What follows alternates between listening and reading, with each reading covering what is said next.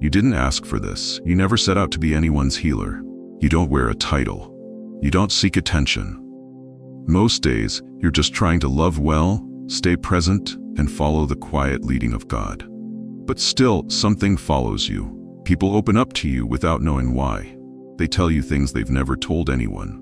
Not because you ask, but because something in your presence makes them feel safe.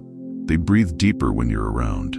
Their hearts soften, their guard drops, and when they walk away, they feel lighter, even if you said nothing at all. That's not coincidence, that's calling. See, true spiritual healers rarely recognize themselves at first. They don't declare it, they live it. They don't quote long verses or preach in crowds. They carry peace into rooms that haven't known rest in years. They don't speak to impress, they listen to understand. And through their stillness, their steadiness, their spirit, healing begins. You weren't chosen because you wanted a platform. You were chosen because your presence changes people without performance. It's not about charisma. It's not about status. It's about what heaven planted in you, long before you had a name for it. So if you've ever wondered why people find you in their pain, why your quiet heart draws so much weight, why you've always felt the ache of others even when yours went unseen, it's because you were marked to heal.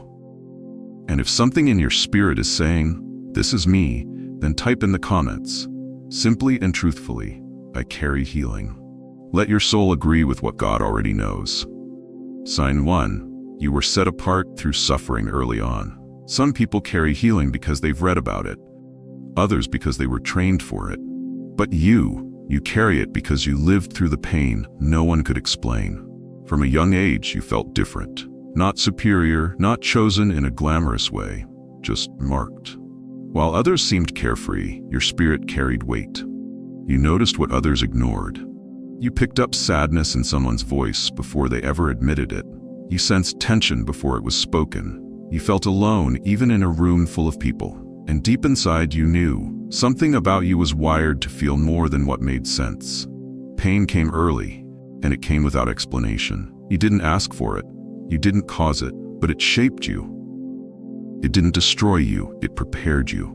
Because while others were playing, you were paying attention. While others were laughing, you were absorbing the atmosphere. While others brushed past wounds, you were quietly learning how to sit with them. That sensitivity people misunderstood, that ache in your chest that wouldn't leave, that wasn't weakness. That was your spirit learning how to recognize suffering, not just in you, but in the world around you. It was the beginning of something sacred, a compassion that couldn't be taught, only earned through fire. You didn't grow up quoting verses about healing. You lived the verses about endurance, about sorrow, about God being close to the brokenhearted. And because of that, something in you changed. Your soul became soft where others grew hard. Your heart grew wide while others shut theirs down. You didn't numb the pain, you felt it. And now you feel it for others too. That's why people don't need to explain themselves around you. They sense you understand. It's why they trust you, even if they don't know you well. It's why they leave conversations with you feeling strangely lighter. Not because you gave them a solution, but because you didn't judge their pain. You held it without flinching, because you've been there. And you remember what it's like to wish someone would just sit with you instead of fixing you. You were set apart not by spotlight, but by sorrow. And through that sorrow, God built a presence in you that heals without performance. You don't need to speak to change a room. You just need to show up. Because the fruit of your story, the hard parts, the hidden parts, walks in before you do. You don't run from people's mess. You sit in it with grace. You don't pretend to have all the answers. You let your silence speak peace. And that peace, it was born from every night you cried alone. Every day you wondered if you were too sensitive, too emotional, too different. But God wasn't punishing you. He was preparing you. He was growing healing in you the only way healing ever grows, through real wounds. So no, you didn't ask for this calling. You didn't sign up to carry weight for others. But you've been doing it anyway, quietly, faithfully, without applause, without recognition. And the fruit is undeniable. You were set apart through suffering, not so you could stay in the pain, but so you could recognize it, stand with others in it, and be proof that they're not alone, that someone else survived. that someone else understands, that someone else is walking with love still intact. That someone is you. Sign 2. Broken people are drawn to you without invitation. You never asked for this. You didn't advertise yourself as someone who holds space for others. You didn't put up a sign that said, "Tell me your story." And yet somehow people do. Again and again in the most unexpected places. Waiting rooms, grocery stores, comment sections, or quiet moments in passing. Strangers open up. Friends confide without planning to. People share things they've never told anyone else. They tell you what's heavy, what hurts, what they don't even fully understand. Not because you asked, not because you pried, but because something in you made them feel safe. As if their soul recognized something your words never said. You can rest here. And they do. They sit near you a little longer. They send the message. They unburden, sometimes not even knowing why. And when it's over, they feel lighter. Not because you solved their problem or offered perfect advice, but because you didn't rush them. You didn't try to fix them. You simply stayed. You held space, without agenda, without judgment, without pressure. That's not ordinary. That's sacred. The question that lingers for many like you is, why me? Why do people bring their pain to your doorstep without invitation? Why do their stories seem to find you in the most unplanned ways? The answer is simple. It's not coincidence. It's not charisma. It's not something you were trained for or tried to develop. It's anointing. When God marks someone to carry healing, the evidence isn't always in how they speak. It's in how people respond. Broken hearts are drawn to light, even if they don't know they're searching for it. And your presence holds a kind of light that doesn't demand attention, but quietly commands trust. People don't seek you out because you have all the answers. They seek you out because something in you gives them permission to stop pretending. They come looking not for information, but for stillness, for honesty, for a moment where their pain won't be analyzed, fixed, or dismissed. You may not say much, but somehow they feel heard. You may not have a perfect solution, but they feel held. And that holding, that grace, is what changes things. It's not dramatic, it's not loud, but it's powerful. It's healing, even if no one names it as such. That's what spiritual healers do. Not through performance, not through power, but through presence. And this presence you carry, it didn't come cheaply. It was shaped in your own silence, your own long nights, your own pain. You learned to sit with people not because you read about it, but because you know what it's like to sit alone. You learn not to judge because you've been misjudged. You learn to listen because you've known the ache of not being heard. So now, when someone comes to you, even uninvited, you meet them with compassion, not control. You welcome, not by fixing, but by simply being. You don't preach, you don't push, you just make it safe to be human.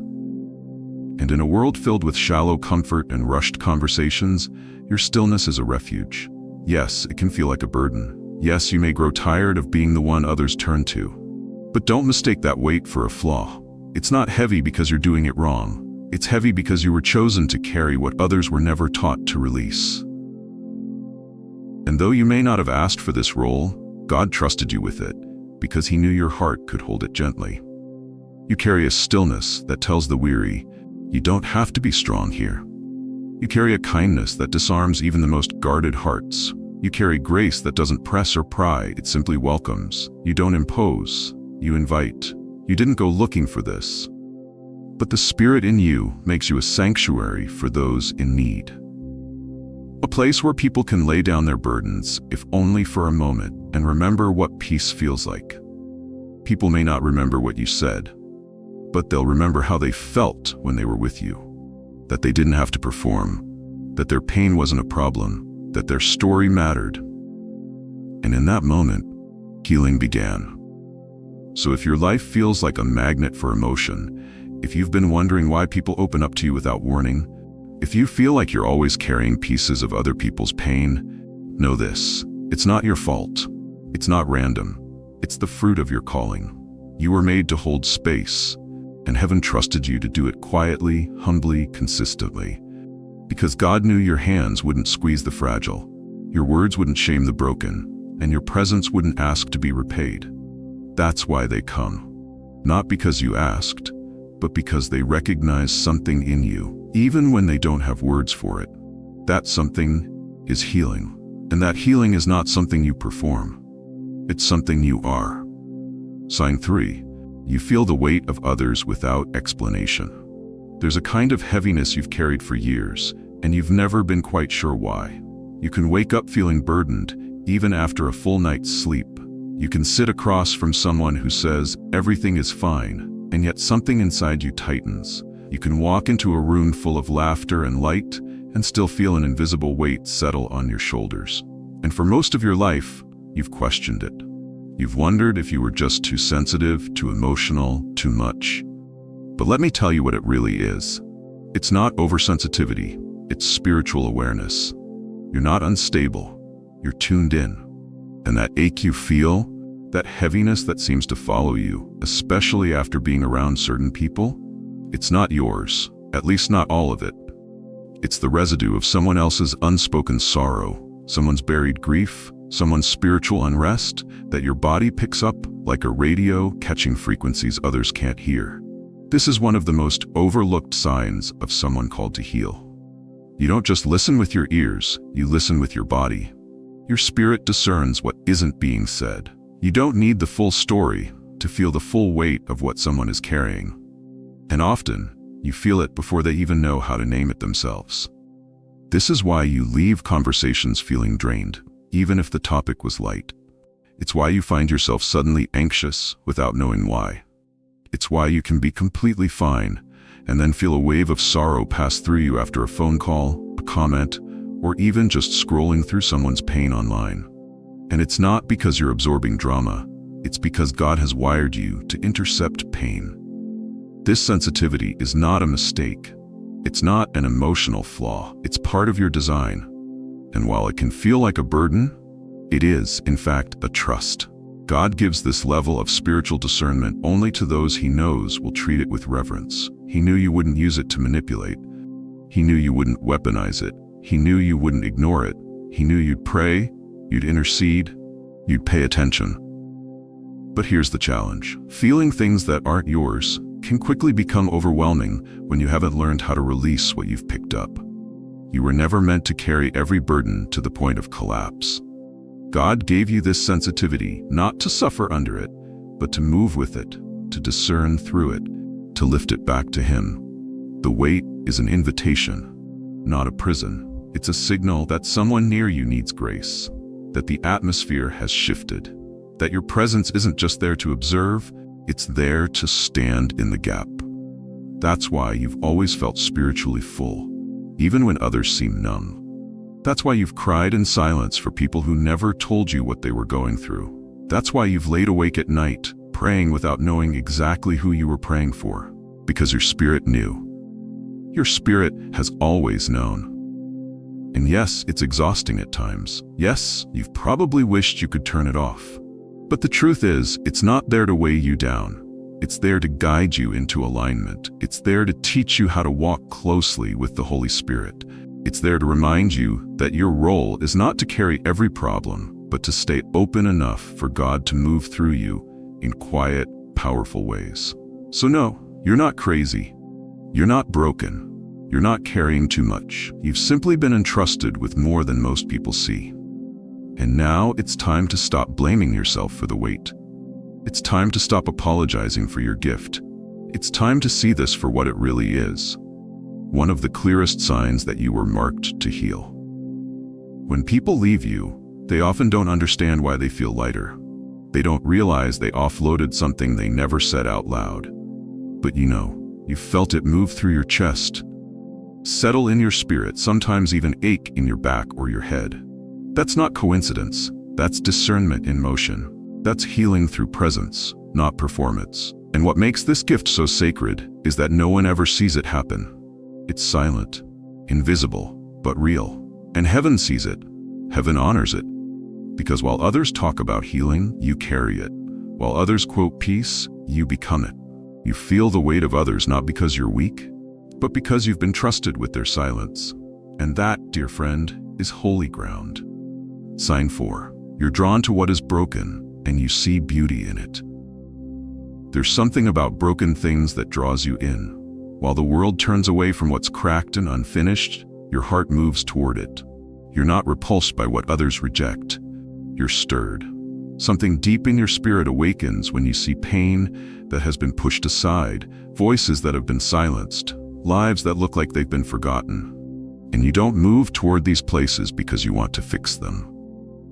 You move toward them because you see something others don't. You see beauty hidden beneath the wreckage. You see stories waiting to be rewritten. You see healing where others only see damage. This isn't optimism. It's not naivety. It's discernment. It's vision. It's the quiet evidence that you were created to restore. The world teaches us to fear brokenness. It tells us that weakness should be avoided and that damage disqualifies. But your spirit knows better. Something in you has always been drawn to the rough edges, the forgotten corners, the people no one celebrates, not out of pity, but out of reverence. You know there's glory in the places others ignore. You look at shattered things and don't just see what's wrong, you see what could be healed. You look at people who are tired, bitter, addicted, anxious, and instead of judgment, your heart is filled with longing. Not to fix them, not to change them, but to stand near enough for them to remember they are still seen, still valuable, still carrying sacred worth. You carry the eyes of a restorer, and that's not something you were taught, it's something you were born with. From a young age, you noticed the kid who sat alone. You wanted to understand the one who lashed out.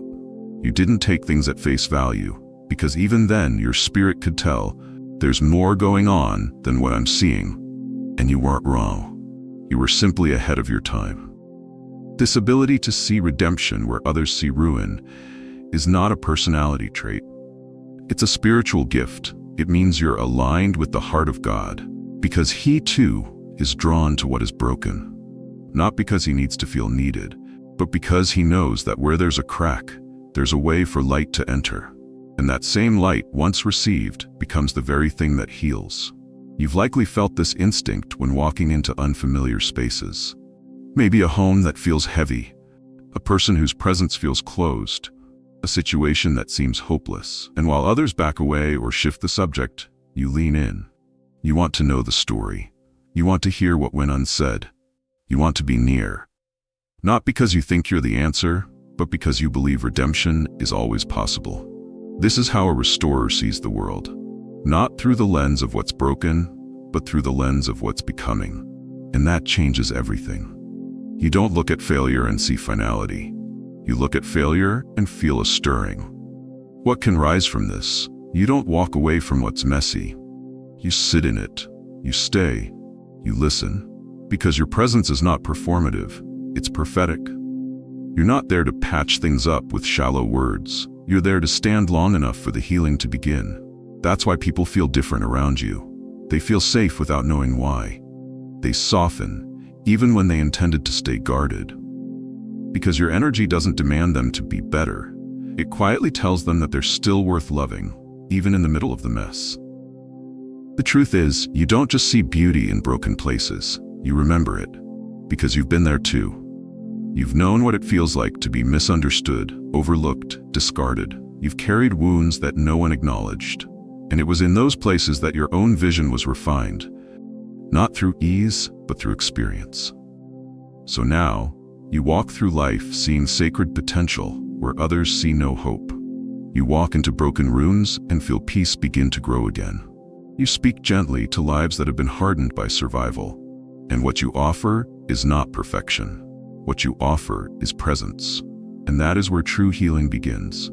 You were drawn to the broken not to fix, not to impress, but to reflect something deeper. The eyes of the one who restores all things. And when people look into your face, even for just a moment, they get a glimpse of that. And that glimpse, it's enough to begin again. Sign 5. You carry peace that speaks without words. There's a kind of peace that doesn't need to be explained, and when you walk into the room, people feel it.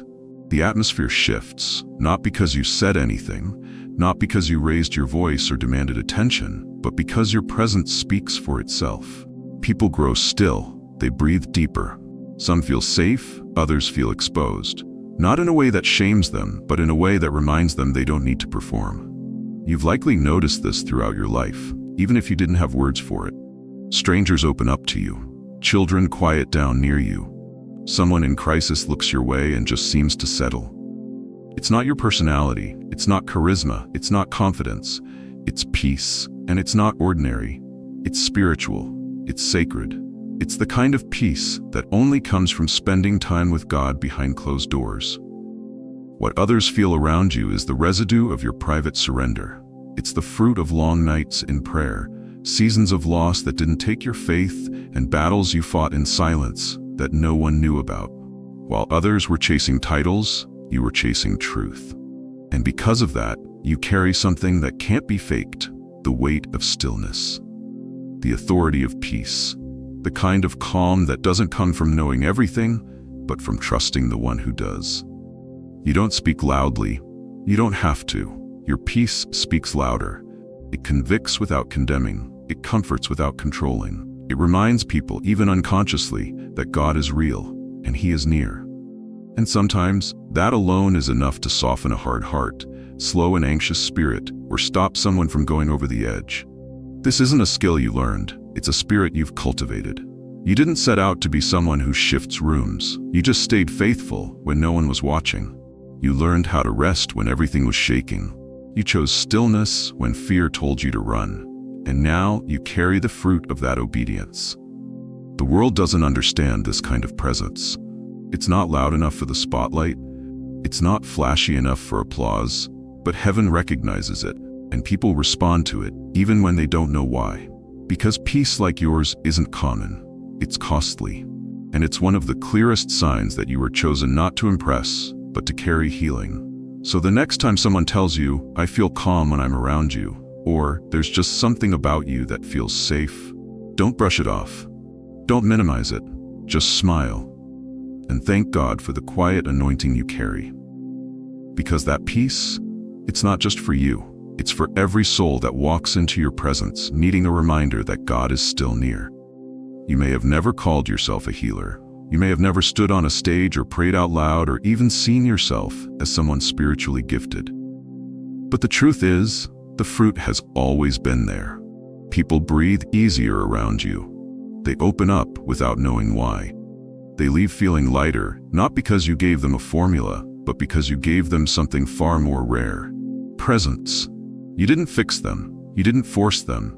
You simply stayed, and something in your stillness reminded them they were safe. That's not something you earned through credentials. That's something heaven planted. And before you ever found the words to describe it, heaven had already named it. You were marked long before anyone recognized it. And now your spirit is starting to remember. You don't need to wait for someone else to confirm what God has already made clear. You don't need a title to carry healing. You don't need a platform to carry peace. You just need agreement between your soul and what heaven already knows is true. If this word stirred something in you, don't push it aside. Don't explain it away. Just say yes, even quietly. Because this isn't the beginning of your gift. This is the moment you recognize it. Comment, "I carry healing." Let your soul say yes. Let heaven take note. You were chosen, and now you remember.